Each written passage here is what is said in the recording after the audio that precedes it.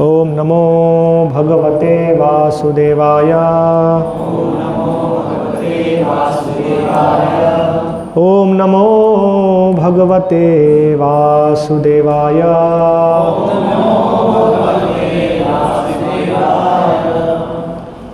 हरे कृष्णा।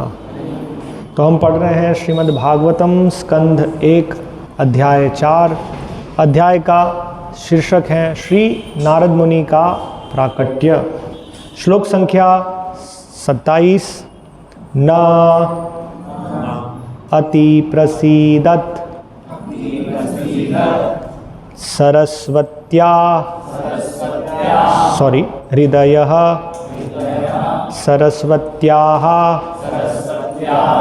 तटे शुचौ वितर्कयन् विविक्तस्थः इदं च उवाच धर्मवित् नाति प्रसीदद्हृदयः सरस्वत्या तटे शुचौ वितर्कयन् विविक्तस्थ इदं चोवाच धर्मवित् नाति प्रसीदद्हृदयः सरस्वत्या तटे शुचौ वितर्कयन् विविक्तस्थ इदं चोवाच धर्मवित् नाति प्रसीदद्हृदयः सरस्वत्या तटे शुचौ वितर्कयन् विविक्तस्थ इदं चोवाच धर्मवित्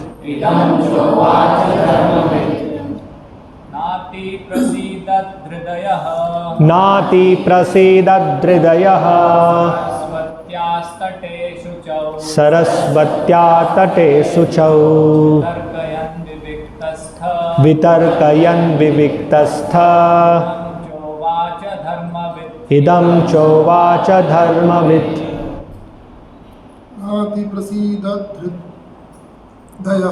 नाति प्रसीदद्हृदयः सरस्वत्या तटे शुचौ वितर्कयन् विविक्तस्थ इदं चोवाच धर्मवित् नाति प्रसीदद्हृदयः सरस्वत्यास्तटे शुचौ वितर्कयन् विविक्तस्थ इदं चोवाच धर्मवित् नाति प्रसीदद्हृदयः सरस्वत्यास्तटे शुचौ वितर्कयन् विविक्तस्थ इदं चोवाच धर्मवित्। माताएं, नाति प्रसीदद्हृदयः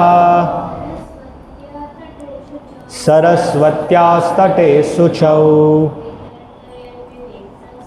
वितर्कयन् विविक्तस्थ इदं चोवाच धर्मवित्। शब्दार्थ: न नहीं, अति प्रसीदत अत्यधिक तुष्ट, हृदयः हृदय में, सरस्वत्याः सरस्वती नदी के, तटे किनारे, शुचौ पवित्र, वितर्कयन् विचार करके, विविक्तस्थः एकांत में, इदं च यह भी, उवाच कहा, धर्मवित् धर्म का ज्ञाता, धर्म का ज्ञाता। अनुवाद एवं तात्पर्य कृष्ण कृपा मूर्ति श्री श्रीमद् अभय चरणारविंद भक्ति वेदांत स्वामी श्रील प्रभुपाद द्वारा अनुवाद। इस प्रकार मन में असंतुष्ट होने के कारण ऋषि ने तुरंत विचार करना प्रारंभ कर दिया, क्योंकि वे धर्म के सार के ज्ञाता थे और उन्होंने मन ही मन कहा। फिर से अनुवाद पढ़ेंगे। इस प्रकार मन में असंतुष्ट होने के कारण ऋषि ने तुरंत विचार करना प्रारंभ कर दिया, क्योंकि वे धर्म के सार के ज्ञाता थे और उन्होंने मन ही मन कहा। तात्पर्य, ऋषि अपने मन में असंतोष का कारण ढूंढने लगे। सिद्धि तब तक नहीं मिल पाती जब तक कोई हृदय में संतुष्ट न हो। हृदय की तुष्टि को पदार्थ से परे ढूंढने की आवश्यकता है। ओम ज्ञान तिमिरांधस्य ज्ञानंजन शलाकया चक्षुरुन्मिलितं येन तस्मै श्री गुरवे नमः। श्री चैतन्य मनोभीष्टं स्थापितं येन भूतले स्वयं रूप कदा मह्यं ददाति स्वपदान्तिकं। वन्देऽहं श्रीगुरोः श्रीयुतपदकमलं श्रीगुरून् वैष्णवांश्च श्रीरूपं साग्रजातं सहगण रघुनाथान्वितं तं सजीवं साद्वैतं सावधूतं परिजनसहितं कृष्णचैतन्यदेवं श्री राधा कृष्ण पादान सहगण ललिता श्री विशाखान्वितंश्च। हरे कृष्ण कृष्ण कृष्ण हरे हरे, हरे राम राम राम हरे हरे, हरे कृष्ण। तो यहाँ इस श्लोक में हम देख रहे हैं कि व्यासदेव असंतुष्ट हैं। इसके पूर्व श्लोकों में आपने समझने का प्रयास किया होगा कि व्यासदेव जी जो उनका पूरा अस्तित्व है, व्यासदेव जी यहाँ पर उपस्थित हैं हमें परम ज्ञान प्रदान करने के लिए, है ना। सभी गुरुओं के गुरु हैं व्यासदेव, और गुरु अर्थात जो हमें दिव्य ज्ञान प्रदान करे। तो व्यासदेव जी ने हमें दिव्य ज्ञान प्रदान करने के लिए वेदों को विभाजित किया। पूर्व श्लोकों में आपने देखा 4 भाग में 4 वेद, ऋग अथर्व यजुर साम, और विभिन्न ऋषियों को उन्होंने उसका उत्तरदायित्व प्रदान किया। पहले ऋषि को ऋग्वेद इत्यादि, है ना, और पुराण और इतिहास रोमहर्षण उनको प्रदान किए। इस प्रकार से ज्ञान हम तक आता रहे और जिससे हमारा वास्तविक कल्याण हो, इसलिए व्यासदेव जी यहाँ पर प्रकट हुए। व्यासदेव जी साधारण जीव नहीं हैं, वे भगवान के शक्ति आवेश अवतार हैं। महामुनि श्रीमद् भागवतम की शुरुआत में हम देखते हैं। तो यहाँ हम देख रहे हैं कि व्यासदेव जी खुद असंतुष्ट हैं, है ना, बिविल्डर्ड। कैसे समझेंगे, मतलब हिंदी में क्या कहेंगे? हाँ, संभ्रम। यस, क्लास में बैठना है, कहीं नहीं जाना है। अगर नींद आ रही है तो खड़े हो जाना है पीछे जाके, ठीक है। और अभी उम्र है ना, अभी सब समझ सकते हैं। तो व्यासदेव जी ऐसा प्रतीत हो रहा है कि वो भ्रमित है। कैसे समझे कि व्यासदेव जी भ्रमित हैं, है ना। सामान्यतः इस जगत में एक व्यक्ति भ्रमित होता है अज्ञान के कारण। जब हम चीज़ों को नहीं जानते हैं, इसके कारण हम भ्रमित होते हैं। उदाहरण के लिए रात्रि में जब हमें दिखता नहीं है अर्थात हमको ज्ञान नहीं है, उसके कारण हम भ्रमित होते हैं। हमें पता नहीं चलता है कौन सी चीज़ कहाँ है, कहाँ खड्डा है, कहाँ ऊंचाई है ना। तो एक व्यक्ति हमेशा चिंता में रहता है, एक पाँव रख रहा है लेकिन वो बड़ी चिंता में पाँव रख रहा है ना। अभी क्या होगा, क्या होगा, क्या होगा, क्या होगा। तो अज्ञान के कारण हमारी जीवन में जो ब्रह्म है। लेकिन व्यासदेव जी कैसे ब्रह्म में हो सकते हैं? व्यासदेव जी तो सभी वेदों के ज्ञाता है ना। यहाँ पर उनको संबोधित किया गया धर्मविद। केवल वेदों के ज्ञाता नहीं, वेदों का जो सार है धर्म को समझना, व्यासदेव जी इसको भली भांति जानते हैं, है ना। कैसे वो भ्रमित हो सकते हैं, ये एक विषय है हमारे समझने के लिए, है ना। और यदि ये भी विचार आ सकता है कि व्यासदेव जी यदि भ्रमित है तो कोई भी भ्रमित हो सकता है, तो सब भ्रमित है।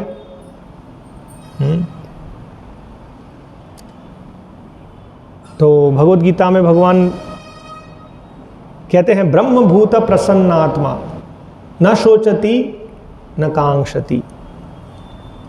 जिस व्यक्ति ने आत्म साक्षात्कार किया है, अर्थात अपने आप को समझा है और सभी आत्माओं की आत्मा है भगवान श्री कृष्ण, उनको समझा है, तो वो कैसे सोचती, वो कैसे भ्रम या चिंता में हो सकते हैं? संभव नहीं है। तो यहाँ जो ये स्थिति है इसको हम साधारण रूप से नहीं ले, क्योंकि व्यासदेव जी हमारी तरह नहीं है। ये तो भगवान की दैवी इच्छा, दैवी शक्ति के कारण ऐसा संभव है। ऐसी स्थिति हम देखते हैं अर्जुन के लिए। पहले अध्याय में अर्जुन को संबोधित किया गया है गुड़ाकेश। वो सभी अज्ञान के परे हैं, भगवान के नित्य पार्षद है।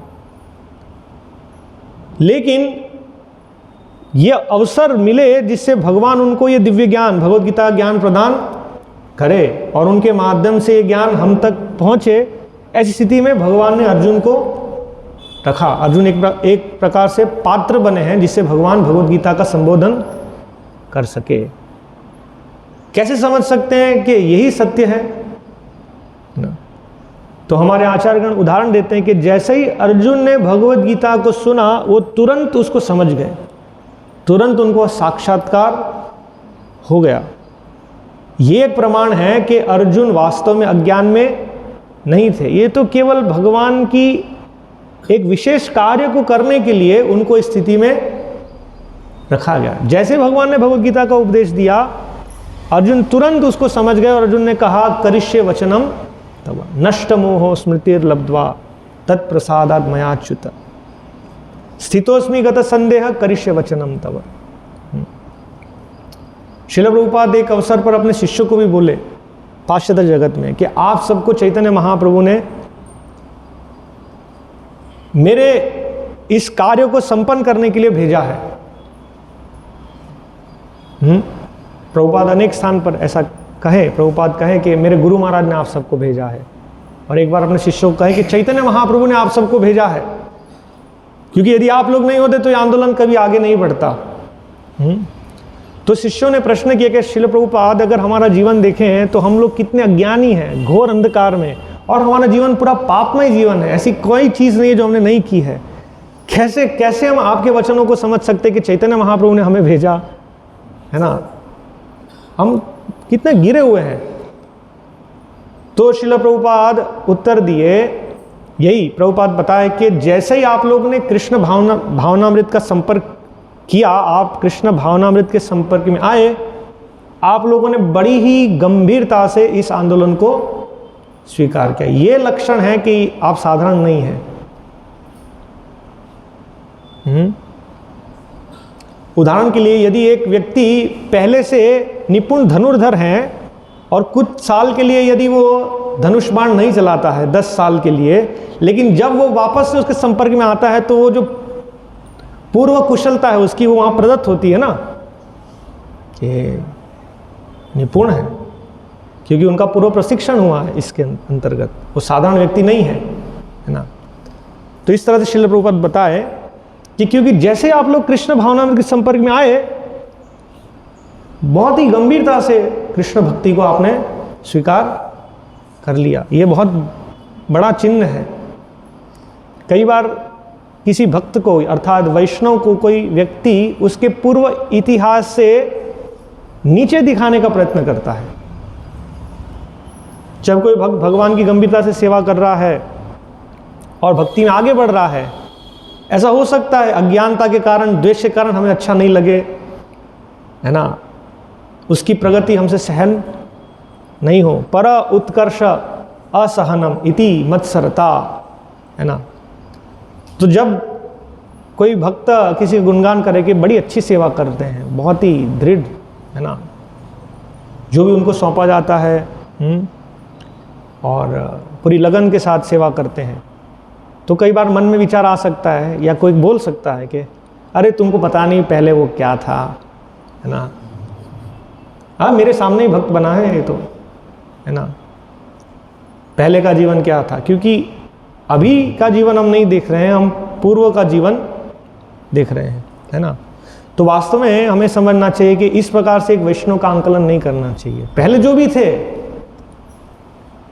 भी थे ये महत्वपूर्ण नहीं है ना। प्रभुपाद जी को एक और स्थान पर पूछा कि श्रील प्रभुपाद आपके शिष्यों का पूर्व इतिहास हम जानना चाहते हैं, कुछ लेख पत्रकार में लेख करने के लिए, कि पहले सब अलग अलग स्थान से आए, सब क्या थे। प्रभुपाद कहते ऑल ब्लैक, सब काला है, कुछ जानने लायक नहीं है, है ना।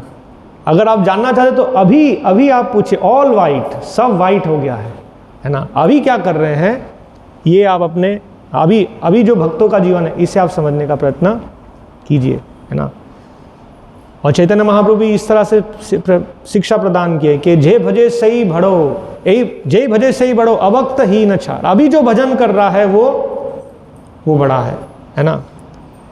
और जो अभी नहीं भज रहा है वो हीन है, उसके जीवन का कोई मूल्य नहीं है। तो इस प्रकार से हमें एक वैष्णव का जो मूल्यांकन है वो किस प्रकार से अभी भगवान की सेवा कर रहे हैं उससे हमें देखना चाहिए। उनके इतिहास से हम कभी भी नहीं जान पाएंगे, ठीक है।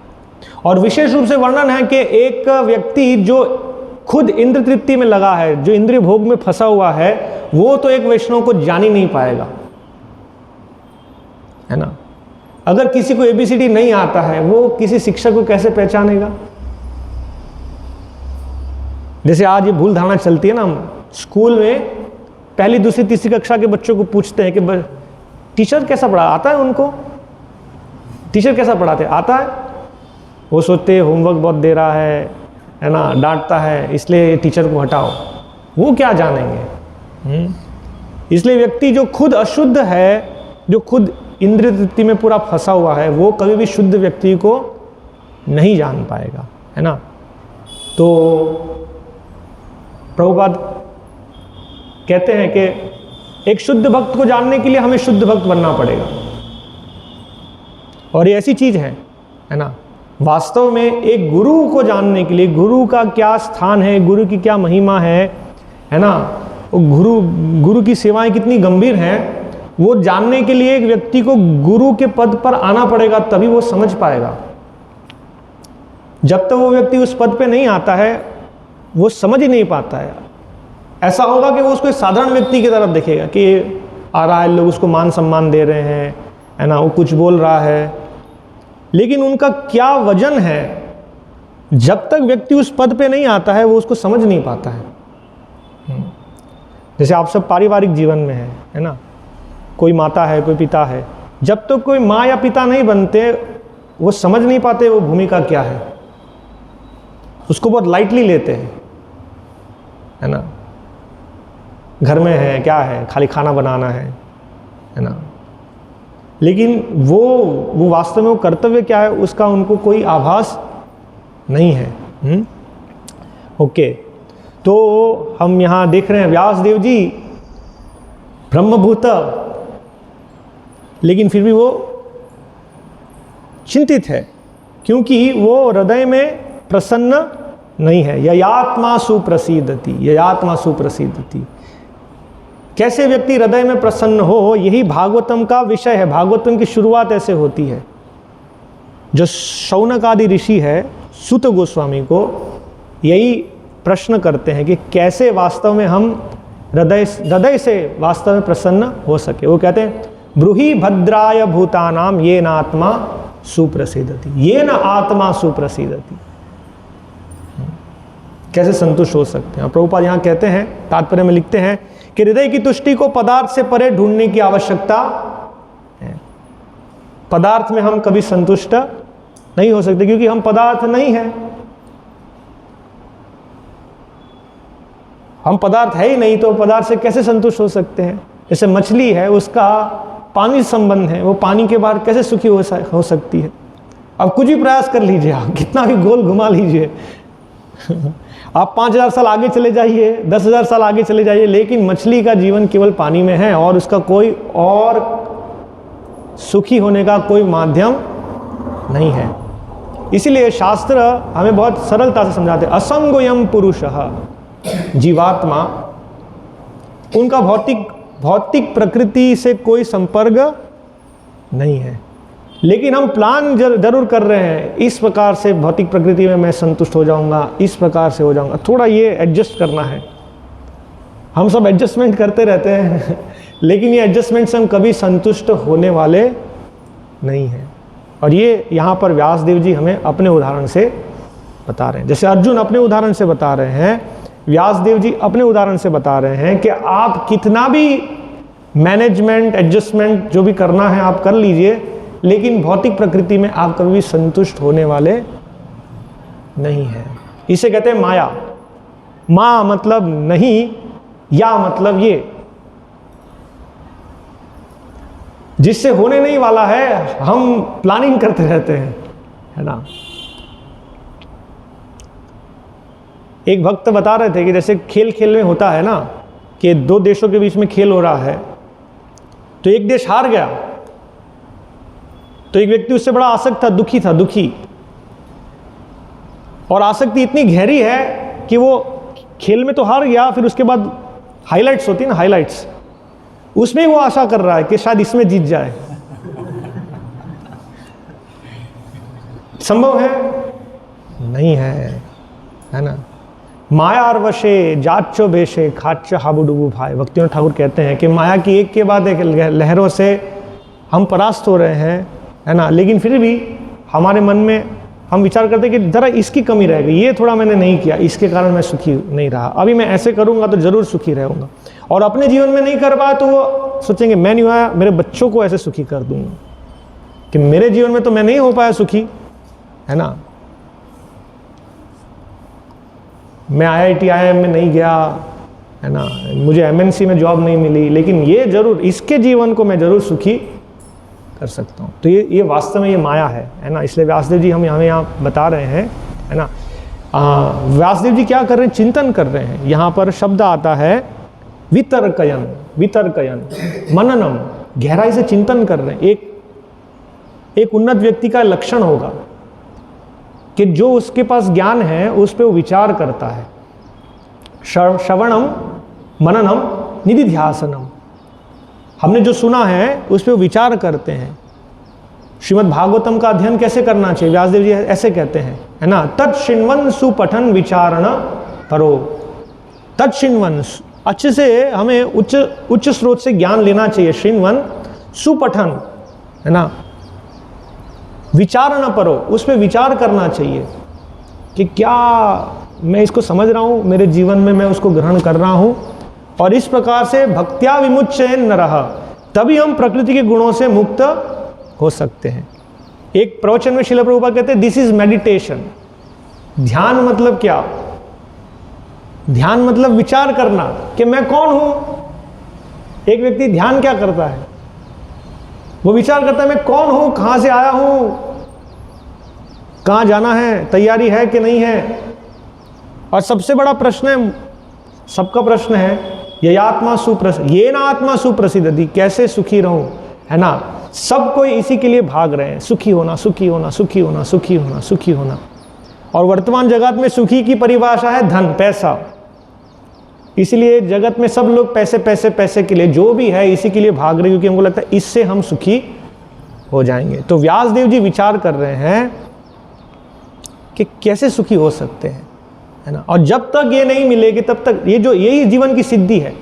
एक व्यक्ति जब तक हृदय में संतुष्ट नहीं होता है तब तक वो असिद्ध, वो सिद्ध नहीं है ना। इसलिए हम देखते हैं इस जगत के लोग सब करते हैं, बहुत बड़े धनवान व्यक्ति बन गए, सुखी नहीं हुए, सारा धन उन्हें दान में दे दिया, फिर भी सुखी नहीं हुए। क्योंकि धन कमाना और धन देना, कोई डिग्री प्राप्त करना, कोई पदवी प्राप्त करना और सब कुछ छोड़ देना, इससे हमें वास्तविक संतुष्टि नहीं मिलेगी, क्योंकि प्राप्ति और परित्याग है ना, ये वास्तव में ये कोई जीवात्मा का परम लक्ष्य नहीं है। जीवात्मा का परम लक्ष्य है भगवान श्री कृष्ण के साथ घनिष्ठ प्रेम में संबंध में कार्य करना, है ना। तो व्यासदेव जी यहाँ सबके कल्याण के लिए कार्य किए। पूर्व श्लोक में यहाँ वर्णन आता है एवं प्रवृत्तस्य सदा। तो व्यासदेव जी सदा सबके कल्याण के लिए, जो महान व्यक्ति होते हैं वो निस्वार्थ अपने लिए कार्य नहीं करते, है ना, वो तो लोगों के कल्याण के लिए ही कार्य कर रहे हैं, है ना। जैसे अभी उदाहरण के लिए आप सब यहाँ कृष्ण भक्ति को गंभीरता से समझ रहे हैं, है ना, तो आप लोग यहाँ पर सुबह से आए हुए हैं, ये मंदिर का मार्जन हम कर रहे हैं भगवान की सेवा के लिए। साथ साथ ये भी समझ है कि अभी आज रविवार है, सब लोग आएंगे, है ना, तो मंदिर को कैसे अच्छे से सजाए, मंदिर में व्यवस्था अच्छे से करे, है ना, भगवान की प्रसन्नता के लिए आप कुकिंग करेंगे और फिर सब लोग आएंगे, उनको भी आप प्रसाद प्रदान करेंगे। तो वर्णन है कि जो उन्नत हैं वो अपने स्वार्थ के लिए नहीं कार्य करते, लोगों के कल्याण के लिए कार्य कर रहे हैं। क्यों इतना परिश्रम कर रहे हैं? रसोई करना, बर्तन सफाई करना, बाहर जा रहे हैं, लोगों को निमंत्रण दे रहे, आइए आइए आइए, भगवद गीता की शिक्षा प्राप्त कीजिए। क्यों? क्योंकि वो सोच रहे आज स्वार्थ हो सकता है, आप संडे हैं, आराम से उठिए, टीवी देखिए, कहीं घूमने जाइए। एक व्यक्ति जो केवल अपने लाभ के लिए कार्य कर रहा है, मैं और मेरा परिवार, हाँ घूमने जाएंगे, लेकिन आप ऐसा नहीं कर रहे हैं, है ना। तो आप सोचिए व्यासदेव जी जो सभी गुरुओं के गुरु हैं, वो तो सदा सबके वास्तविक कल्याण के लिए उनको वास्तविक ज्ञान दे रहे हैं, वास्तविक ज्ञान दे रहे हैं, इसलिए वो शास्त्रों की संकलन में लगे हैं, सदा समस्त हर समय वही कर रहे हैं। अभी भी व्यासदेव जी इसी कार्य को कर रहे हैं। भूतानाम श्रेयसी द्विजा, सभी जीवों के वास्तविक श्रेय के लिए वो ज्ञान प्रदान कर रहे हैं। सर्वात्मकेनापि यदा नाति तुष्य हृदयम ततः, और वो सोच रहे हैं कि सभी प्रकार से जीव कल्याण कैसे हो, सभी प्रकार से कैसे हो, लेकिन ये करने के बाद भी वो अपने हृदय में संतुष्ट नहीं हो पा रहे। तो यही उदाहरण हम चर्चा करते कि कई बार व्यक्ति अपने मन से सोचता है कि मैं लोगों कल्याण कैसे करूं, मैं कुछ धन लगा देता हूं, उनको खाना खिलाता हूं, कंबल बांटता हूं, स्कूल खोलता हूं, अस्पताल खोलता हूं, लेकिन ऐसे कभी भी संतुष्ट नहीं हो पाएंगे, क्योंकि वो मुख्य बिंदु जो है वो मिस कर रहे हैं। कुछ लेने से, कुछ देने से कभी भी संतुष्ट होने वाले नहीं है। मुख्य बिंदु क्या है? तो ये हमारे शास्त्र, यही प्रेरणा है कि श्रीमद् भागवतम की रचना हुई है। जो श्रीमद् भागवतम जो वास्तव में सबका परम कल्याण करता है, इसकी रचना इसी असंतुष्टि के कारण होती है। तो क्या होता है, यहाँ पर व्यासदेव जी चिंतन कर रहे हैं कैसे सबका कल्याण हो, लेकिन अपने प्रयास से तो हम नहीं जान पाएंगे। ऐसे संभव नहीं है कि केवल हमारे प्रयास से हम सब कुछ जान पाए। तो भगवान की विशेष कृपा से नारद मुनि वहाँ पर उपस्थित होते हैं, उनके गुरु हैं, और नारद मुनि उनको ये शिक्षा प्रदान करते। पहले तो उनको हिला देते हैं थोड़ा।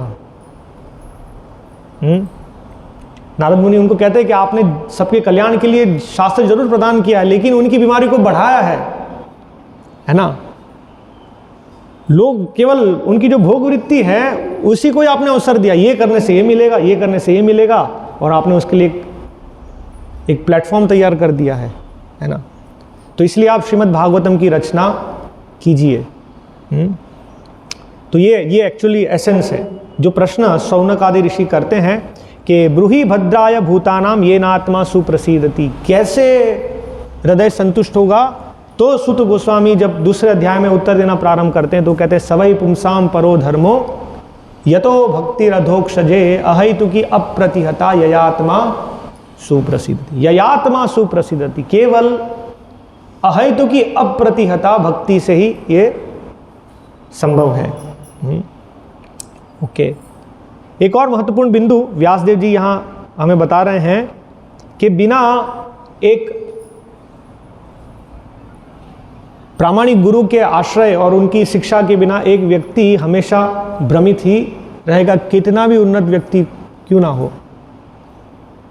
व्यासदेव जी जिस स्तर पे हैं हम कल्पना नहीं कर सकते।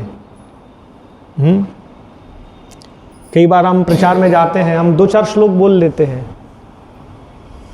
सर्वधर्मान परित्यज्य मामेकम शरणं व्रज अहम त्वाम सर्व पापेभ्यो मोक्षयिष्यामि मां शुचः। और सब लोग कहेंगे हो आप तो सब बहुत विद्वान हैं, है ना, संस्कृत बोल रहे हैं। लेकिन हमारी स्थिति क्या है, यदि हम भक्त समाज में भी देखें तो हमें क्या पता है, हम कुछ श्लोक थोड़ा सा श्लोक जानते हैं, और व्यासदेव जी जो ज्ञान प्रदान किए हैं उसकी तुलना में यदि हम आचार्यों की स्तर को देखें तो हम क्या है, वो एक महान पहाड़ के समान है और उनके सामने चींटी भी नहीं है। ये हमारी स्थिति है। तो व्यासदेव जी जिस स्तर पे हैं, कितने उन्नत हैं, व्यासदेव जी खुद भ्रमित अनुभव कर रहे हैं। इसलिए व्यासदेव जी ये शिक्षा प्रदान कर रहे हैं कि बिना गुरु के मार्गदर्शन के हमेशा इस प्रकार की स्थिति होगी। केवल ये नहीं सोचना चाहिए कि हमें कुछ प्रारंभिक अवस्था में गुरु की आवश्यकता है या गुरु का आश्रय लेना एक प्रकार का औपचारिकता है। जैसे हम यहाँ आए, अच्छा लग रहा है, भगवान की सेवा अच्छी लग रही है, आ रहे हैं, सेवा कर रहे हैं भक्तों के साथ, फिर धीरे धीरे भक्त कहेंगे कि कितना माला कर रहे हैं, 16 माला, अच्छा वेरी गुड। तो आपका आश्रय हुआ? अच्छा, आश्रय नहीं हुआ। तो ऐसे विचार आता है कि चलो सबने आश्रय लिया है तो मैं भी आश्रय ले लेता हूं। आश्रय लेना है, सब बोल रहे हैं, है ना। लेकिन गुरु का आश्रय लेना, गुरु का मार्गदर्शन लेना, ये कोई औपचारिकता नहीं है। वो संबंध जो है वो दिव्य ज्ञान का आदान प्रदान है। वो तब हो सकता है कि वहां से जब दिव्य ज्ञान आ रहा है और यहां से वो दिव्य ज्ञान ग्रहण किया जा रहा है, या दिव्य ज्ञान ग्रहण करने की लालसा होनी चाहिए सबसे पहले। जब तक चेष्टा नहीं है, जिज्ञासु श्रेय उत्तमम, जब तक एक शिष्य की जिज्ञासा नहीं है कि मैं दिव्य ज्ञान प्राप्त करना चाहता हूं, इस प्रकार की स्थिति को नहीं समझ रहा है कि वो मैं भ्रमित हूं,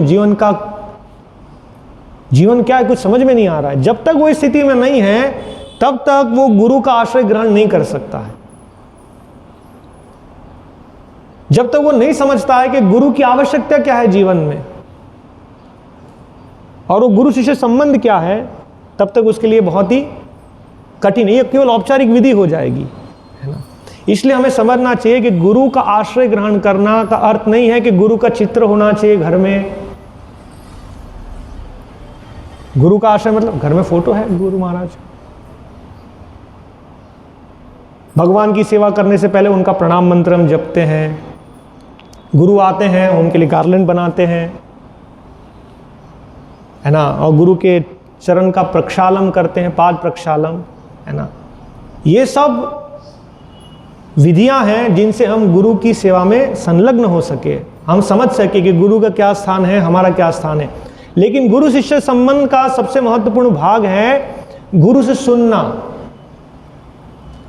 गंभीरता से सुनना गुरु से, है ना। वो क्या कह रहे हैं उसको सुनना, उसको विचार करना और अपने हृदय में अंगीकार करना। चित्ते कोरिया ऐक्या, यह है गुरु शिष्य संबंध। यदि ये नहीं करते हैं तो वास्तव में गुरु शिष्य संबंध नहीं है। इसको हमें समझना होगा। और जीवन की हर अवस्था में, केवल ऐसा नहीं कि प्रारंभिक अवस्था में कुछ भगवद गीता जानने के लिए, श्रीमद् भागवतम जानने के लिए हम गुरु से मार्गदर्शन ले रहे, ये सब जानने के बाद व्यासदेव जी है धर्मविद। हम बहुत बड़े प्रचारक हो सकते हैं, हम बहुत उन्नत अवस्था में जा सकते हैं, फिर भी हम अवश्य भ्रमित होंगे, हमारे जीवन में भ्रमित होंगे हम। ऐसी स्थिति आएगी जहां पर हम क्या कहते हैं, बौखला जाएंगे, हमें नहीं पता चलेगा। तब कैसे हमें ज्ञान प्राप्त होगा? हमें गुरु के पास जाना होगा। जैसे यहाँ नारद मुनि के पास व्यासदेव जी गए, है ना। और विशेष रूप से ऐसा होता है कि जब हमारे जीवन में हम कठिन परिस्थिति में होते तो हम किसी से सुनना नहीं चाहते, गुरु से भी सुनना नहीं चाहते। यह है माया।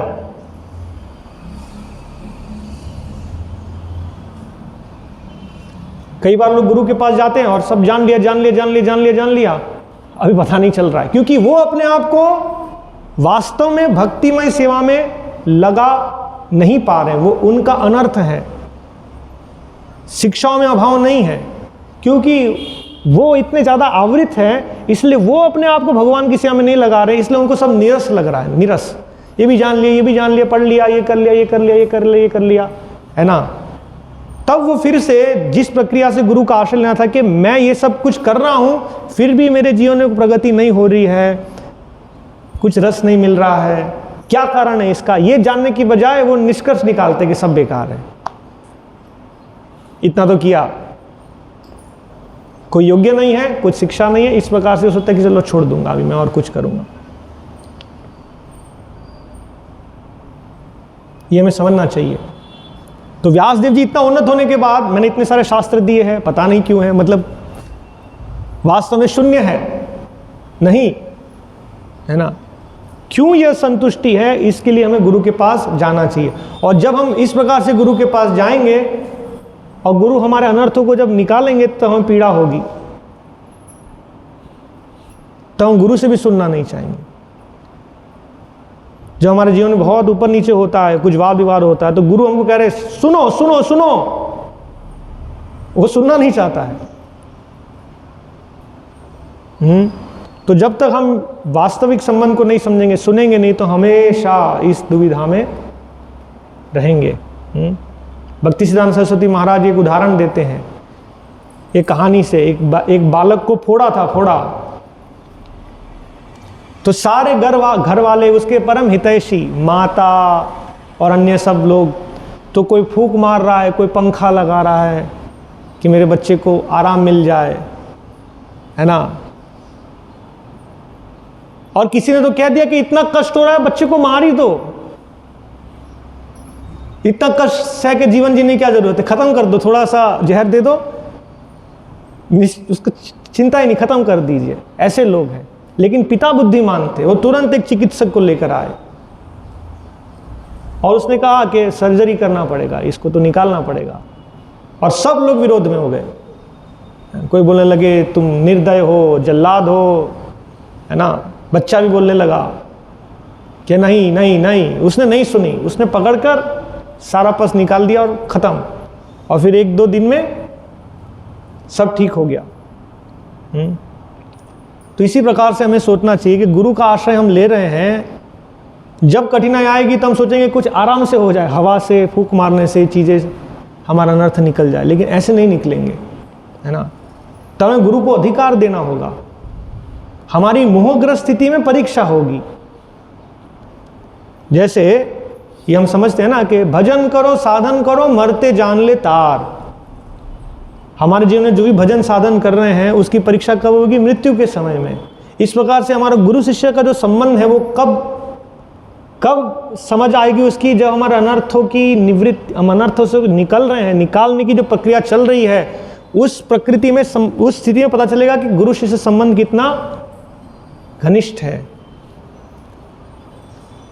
एक शिष्य गुरु को कैसे अपने आप को प्रदान कर रहा है, क्योंकि तब उसको लगा गुरु मेरा शत्रु है। जैसे उस बालक को लग रहा है कि ये चिकित्सक मेरा शत्रु है ना। कई बार आध्यात्मिक गुरु ऐसा अनुभव करते हैं। 2 शिष्य है और निर्णय लेना है कि एक सही है। जिसको बताएंगे तुम गलत हो, उसको लगेगा देखो मेरे से नहीं सुना, उसी के पक्ष में निर्णय लिया। तो इस प्रकार से हमें समझना चाहिए कि जीवन में हमेशा ऐसी भ्रम की स्थिति उत्पन्न होगी। हमने बहुत सोच समझकर निर्णय लिया था कि ये महानुभव हैं जिनसे मुझे मार्गदर्शन लेना है ना। दीक्षा काले भक्त करे आत्मसमर्पण, आत्म प्रपत्ति की है, वो गुणों में नहीं है। मैं जरूर गुणों में हूं, लेकिन जब गुणों की प्रक्रिया चलेगी तो हमको लगेगा कि मैं गुणों में नहीं हूं और वो गुणों में है। तो इस प्रकार से हमें ये समझना चाहिए कि व्यासदेव जी जैसे महान व्यक्ति भी भ्रमित हो रहे हैं तो हम भी होंगे। और इससे बाहर निकलने का एकमात्र उपाय है गुरु का मार्गदर्शन। तो गंभीरता से हमें उस पर विचार करना चाहिए। हरे कृष्ण। कोई प्रश्न जिज्ञासा है तो आप पूछ सकते हैं।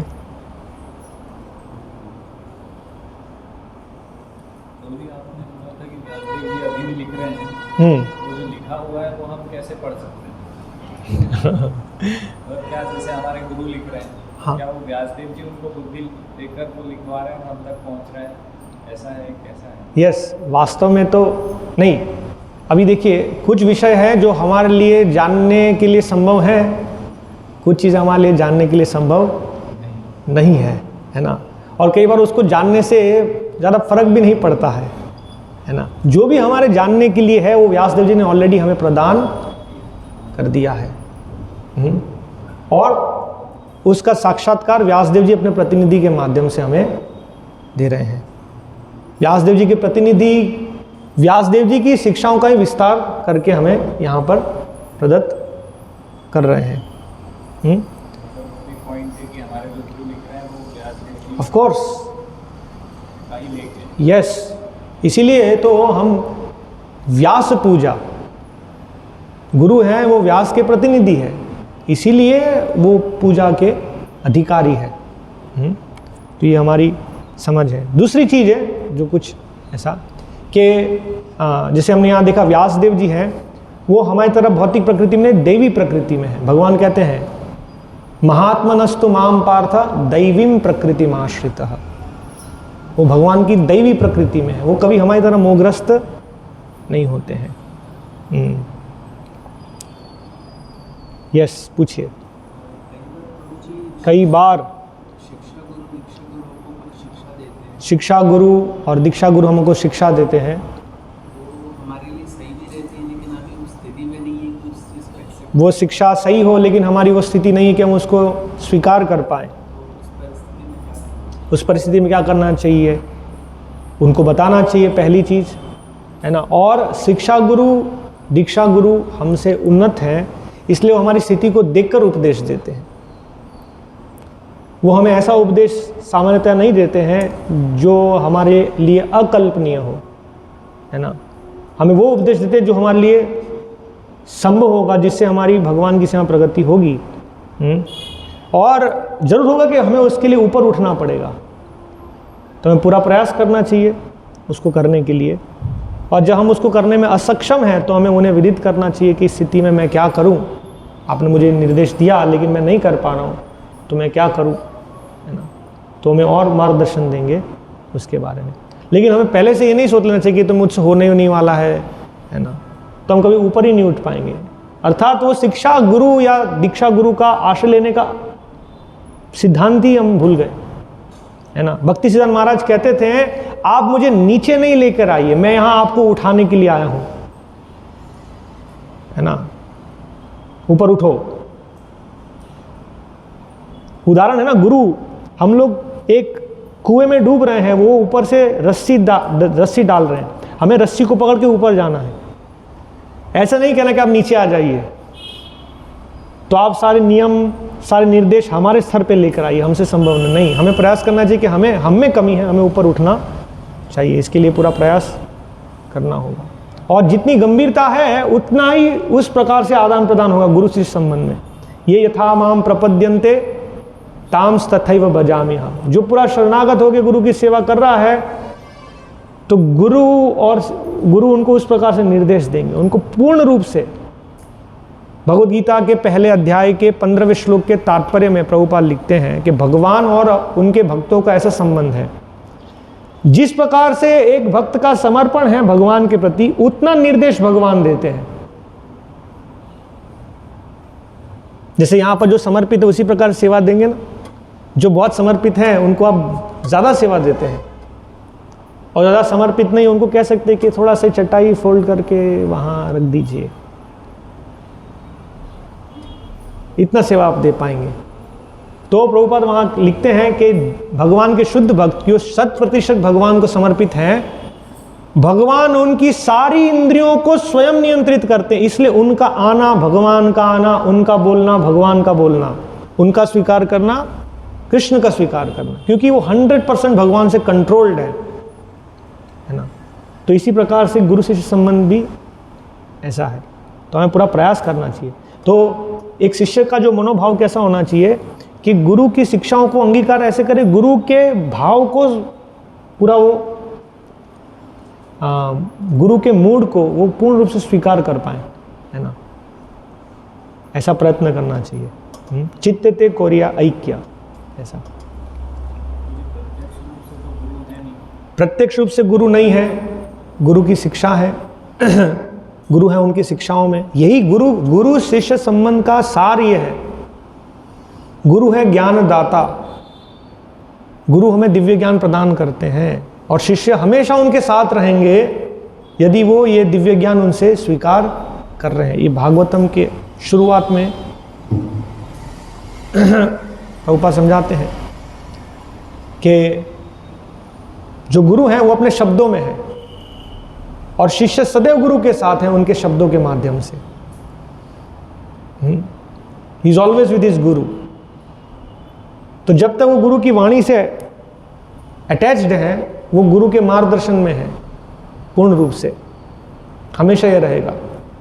इसलिए कभी भी ऐसी स्थिति नहीं है कि हमें कोई आश्रय नहीं है, गुरु की वाणी है, वो हमेशा है। जैसे व्यासदेव जी है, व्यासदेव जी है उनकी शिक्षाओं में, ये हमारे सामने है। लेकिन हम अन्य भक्तों के माध्यम से वो शिक्षाएं ले रहे हैं। हाँ, डायरेक्टली तो नहीं है। डायरेक्टली है यदि वो परंपरा में चल रहा है। Bhagavad Gita as it is, जो भगवान ने अर्जुन को दिया वही परंपरा में श्रील प्रभुपाद हमें प्रदान कर रहे हैं और उसका वही परिणाम होगा। जैसे ऐसा परिप्रेक्ष्य है मेरा कि जैसे कि हम भक्तों के साथ डीलिंग करते हैं आपस में, हम भक्तों के साथ जब आदान प्रदान करते हैं तो हमारे मन में वो शिक्षाएं और इसको कैसे समझेंगे, मतलब वो गुरु ने बताया है वही अगर हमें उसी भाव से कोई दूसरा बता रहा है, जो हमें गुरु ने बताया है वही यदि कोई दूसरा भक्त हमें बता रहा है और हम समझ पा रहे हैं तो हम गुरु का निर्देश पालन कर रहे हैं। हम समझ पा रहे हैं तो हम गुरु का निर्देश पालन कर रहे हैं। अगर नहीं समझ पा रहे हैं तो फिर उसको कैसे मानेंगे कि हम गुरु के निर्देश पालन नहीं कर पा रहे, शिक्षाएं पालन नहीं कर पा रहे। नहीं समझ, कभी कभी हमें लग सकता है कि भाई ये तो सक्षम नहीं है, हमारे गुरु सक्षम है, Yes. जो साथ में भक्त हैं ये तो असक्षम है, यस ये तो हमारे जैसे ही हैं, यस, तो मतलब वो उसको कैसे हम करेंगे? हम्म। कि वो शिक्षाएं तो डायरेक्ट सामने आके तो गुरु नहीं दे रहे, यस, और हम तो गुरु से या तो हम जैसे हम प्रैक्टिकली मैं बता रहा हूँ तो यूट्यूब पे सुनेंगे गुरु से, या फिर हम बहुत कम ही, जैसे अभी कैंप होगा तो दर्शन होंगे उनके, कुछ डायरेक्टली हम संपर्क में आएंगे कुछ इस प्रकार से। तो फिर इसको प्रैक्टिकली जैसे कि हम इस केंद्र में हैं तो हम उसको कैसे करें? तो ये जो पूरी प्रक्रिया है इससे हम कैसे समझेंगे कि मैं उसकी शिक्षाओं, मतलब जो शिक्षाएं गुरु दे रहे हैं उस शिक्षाओं पर सही हो नहीं हो, कैसे उसको पता चलेगा, मतलब क्या कैसे होगा? यस। तो इसीलिए हम सब पहले हमें समझना चाहिए, हम सब शरणागति की प्रक्रिया में हैं, है ना।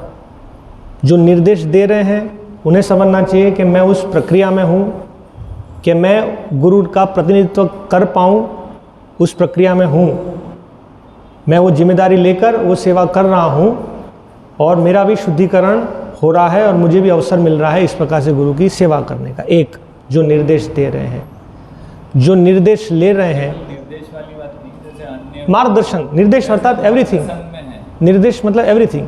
हाँ, मतलब मैं ओवरऑल, मतलब कुछ परिप्रेक्ष्य बता रहा हूँ किसी, तो जैसे मेरे लिए भी है कि भाई कोई भी बोल रहा है तो मैं उस परिप्रेक्ष्य से भी सोच रहा हूँ कि जब कोई बता रहे हैं, जी जैसे हम चर्चा कर रहे हैं, जी, कोई अन्य दो भक्त चर्चा कर रहे हैं, तो इसीलिए तो ये डीलिंग हो रही है, कोई कुछ बता रहे हैं कि भाई देखो ये चीज़ इम्प्रूव करनी है, दूसरा भक्त बता रहे हैं कि नहीं होनी है, नहीं होनी, यस।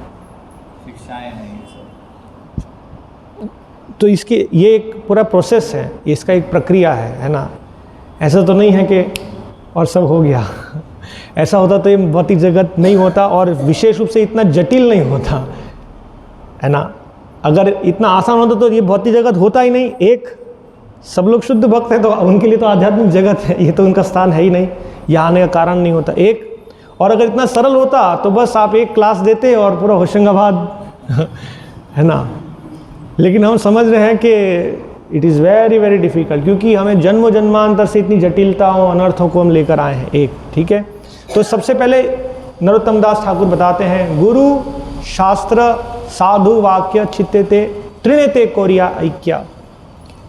तो वास्तव में हमारी प्रोसेस क्या है कि हम गुरु से भी सुनते हैं, गुरु जो भगवान के प्रतिनिधि हैं, शास्त्र जो भी भगवान है, भगवान के प्रतिनिधि है, और पूर्ववर्ती आचार्य, ये तीन मुख्य बिंदु हैं, उसमें शास्त्र केंद्र में है। तो ये हमारी शिक्षा की आने की पद्धति है, नंबर एक, ठीक है। और वर्तमान में जो हम गुरु के मार्गदर्शन में, ऐसी स्थिति होगी या तो हम गुरु के प्रत्यक्ष मार्गदर्शन में होंगे या गुरु किसी प्रतिनिधि को निर्धारित करेंगे हमें मार्गदर्शन देने के लिए। ये गुरु का प्रणाली है ना। तो एक शिष्य को इसी भाव से देखना चाहिए कि मैं गुरु के प्रत्यक्ष मार्गदर्शन में हूं या उनके प्रतिनिधि के मार्गदर्शन में, एक प्रकार की पद्धति है ना। और जहां जहां वो कठिनाई अनुभव करता है वो या तो गुरु को या प्रतिनिधि को व्यक्त करता है। जैसे अर्जुन, भगवान ने कहा युद्ध करो, तो अर्जुन व्यक्त कर रहे हैं ना उनके संशय, और कृष्ण उनको समझा रहे हैं। तो इस प्रकार से जैसे गुरु शिष्य का संबंध है वो प्रतिनिधित्व में चलता रहेगा, इसी प्रकार से चलता रहेगा। मार्गदर्शन देना, और संशय है तो जिज्ञासा करना, संशय है ना। और जो प्रतिनिधित्व कर रहे हैं वो उनको तत्पर रहना होगा, उसको समझ कर उनके संशयों को निकालना। जैसे भगवत गीता के अंत में प्रभुपाद लिखते हैं कि अगर अर्जुन ने जब कहा करिष्य वचनम था, यदि अर्जुन कहते हैं मुझे नहीं समझ में आया, तो कृष्ण तैयार थे फिर से मार्गदर्शन, अगेन पूरी शिक्षा फिर से देने के लिए, है ना। तो ये एक प्रक्रिया, और इसमें हमें समझना चाहिए कि हम सब शरणागति की पद्धति में हैं, हम विधि में हैं, हम सब सिद्ध नहीं, हम सब साधक हैं, है ना। तो ये साधक से सिद्ध बनने की प्रक्रिया में ये शुद्धिकरण दोनों तरफ का होता रहेगा। मैं भी सोचता हूं कि मैं भुगता हूं, मैं शरणागत नहीं होना चाहता हूं, और ऐसा हो सकता है जो मार्गदर्शन दे रहे उनको लगता है मैं भुगता हूं, जो मैं कह रहा हूं वैसा होना चाहिए, है ना। तो इस प्रकार से इस प्रक्रिया में दोनों तरफ से शुद्धिकरण, परिपक्वता की स्थिति में हम क्रमशः आएंगे। इसीलिए प्रभुपाद उदाहरण देते हैं कच्चा आम और पक्का आम। हम अभी सब कच्चे आम के समान है, हमने कृष्ण भक्ति की पद्धति को स्वीकार कर लिया है, एकदम गंभीरता से स्वीकार कर लिया है, इसलिए इस प्रोसेस में वो पक्का आम हो जाएगा। लेकिन वो जो प्रोसेस होनी है वो तो होगी, और इसी से ही हमें उन्नत साक्षात्कार होंगे। जब मंथन होगा तब तो पता चलेगा कि कहाँ किसका अनर्थ है ना। तो इस विधि से, जैसे किसी से हमने कोई शिक्षा प्राप्त की, हम स्वीकार करते वेरी गुड, तो हमें समझ में आएगा वो कितना अच्छा है, भक्त संग में कितनी शिक्षा मिलती है। और कई बार हम स्वीकार नहीं करते हैं और कुछ मंथन के बाद समझ में आता है, तब हमको रियलाइज होगा। पर्पस तो वही है, रियलाइज करना, है ना। तब वो समझ पाते ओ मैं कितना मूर्ख था, है ना। वो तो मेरा हित कर रहे लेकिन मैं उनका विरोध कर रहा था। तो इट विल टेक, वो प्रक्रिया को समय लग सकता है। कितना समय लग सकता है? बहुनाम जन्मनाम अंते ज्ञानवान माम प्रपद। ये देखिए केवल स्थिति हमारी नहीं है, भगवान कह रहे हैं सर्वधर्मान परित्याज्य। सर्वधर्मान परित्याज्य कोई नहीं कर रहा है ना। सो इट इज, इसीलिए it is a very challenging task. वो बात कह रहे हैं we are spending gallons of blood. और ऐसी स्थिति होगी, कई बार हमारी भी स्थिति, जो मार्गदर्शन दे रहे हैं उनकी स्थिति भी वैसी हो जाएगी। तो यस, इसलिए हमें प्रक्रिया में लगना है अच्छे से। हरे कृष्णा। श्रीमद् भागवतम की जय। श्रील प्रभुपाद की जय।